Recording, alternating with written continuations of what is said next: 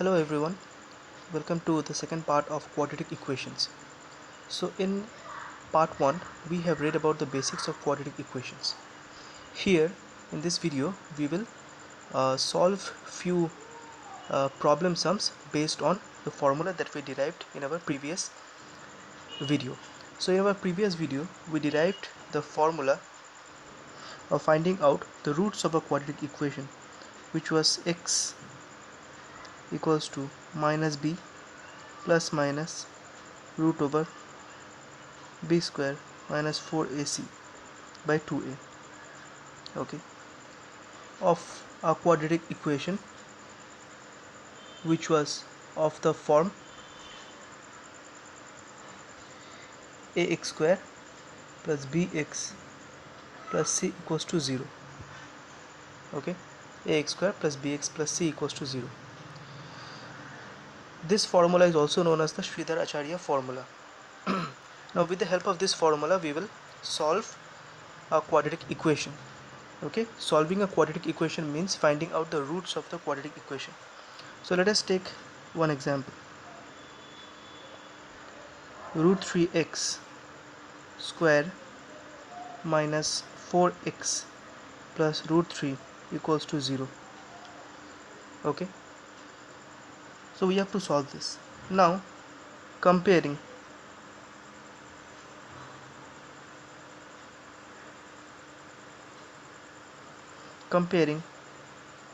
with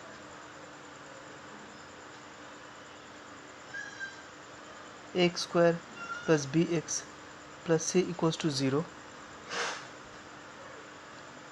we get that a is equals to root 3, b equals to minus 4 and c equals to root 3. Okay, therefore using Sridhar-Acharya formula we know that x equals to minus b plus minus root over b square minus 4ac by 2a. Okay, so let us put the values.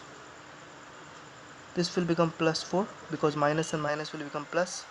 Root over b square will give me 16 minus 4 into root 3 into root 3 divided by 2 into root 3.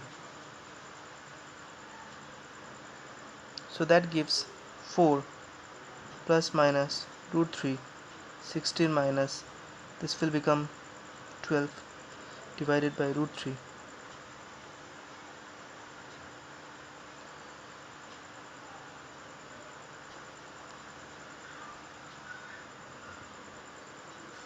Now this becomes 4 plus minus 2 divided by root 3. So we get two values of x. Okay, there is two roots because we know that a quadratic equation is degree 2 equation, so it will have two roots. So x1 is 4 plus 2 by 2 root 3 and x2 is 4 minus 2 by 2 root 3.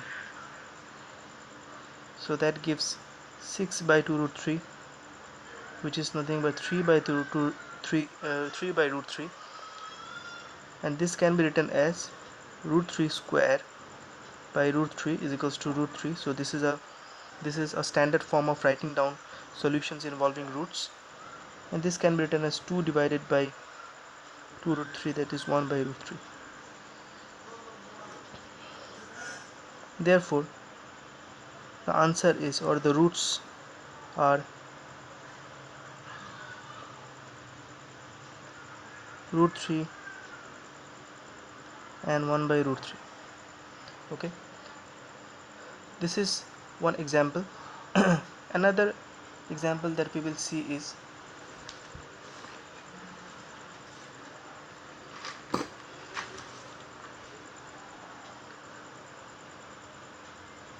example 2. In this example the question is that find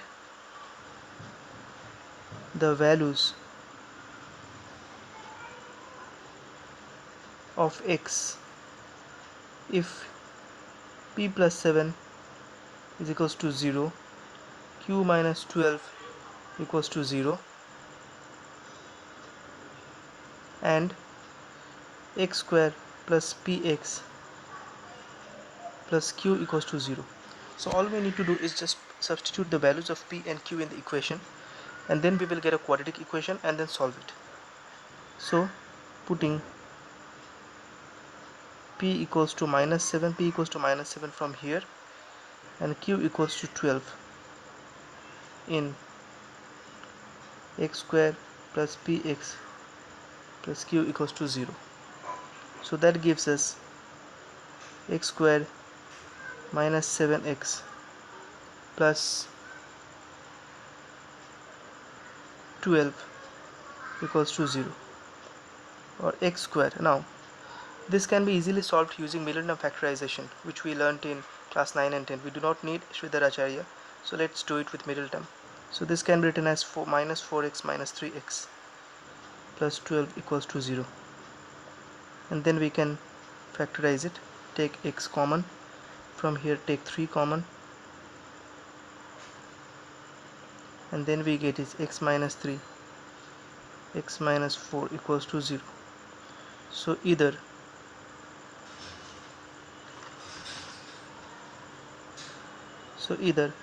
x equals to 3 or x equals to 4. This is the answer. Okay, now we will learn about the nature of roots of a quadratic equation.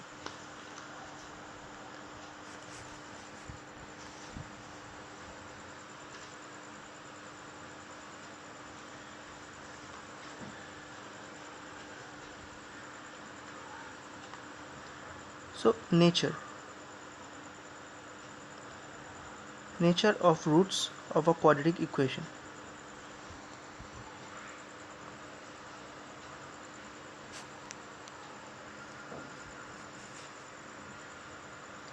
We know that using Sridhar Acharya, the formula that we get of a quadratic, the formula for roots that we get is x equals to minus b plus minus root over b square minus 4ac by 2a. Alright, now this part which is inside the square root is called a discriminant.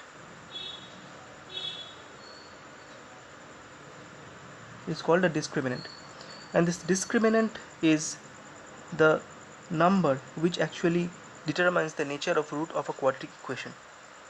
This is how it goes. If b square minus 4ac is less than 0, that means if this value is negative, the roots are actually complex or imaginary. The reason is, let say b square minus 4ac is equals to minus 5. Then my roots become minus b plus minus root over minus 5 by 2a, and that makes it minus b plus minus root over 5i by 2a. So we get an I component over here, and that is what makes the root complex in nature.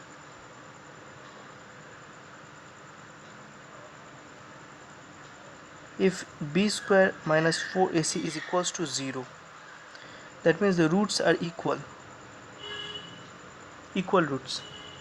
The reason is, if b square minus 4ac is equals to 0, then the value of x becomes only minus b by 2a. So both the roots have the same value, that is minus b by 2a. So first of all, they are real, it should be written as real. Then they are rational, this is an important point, rational and equal. If b square minus 4ac is greater than 0,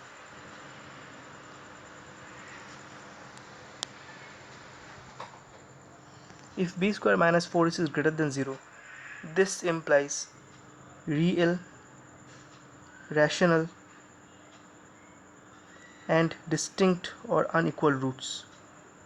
The reason is, if b square minus 4ac is greater than 0, so this portion, okay, say for example, if b square minus 4ac becomes equals to 4. That implies that x is equals to minus b plus minus 2 by 2a. So I will get one root when I put x, and I will get another root when I will put minus.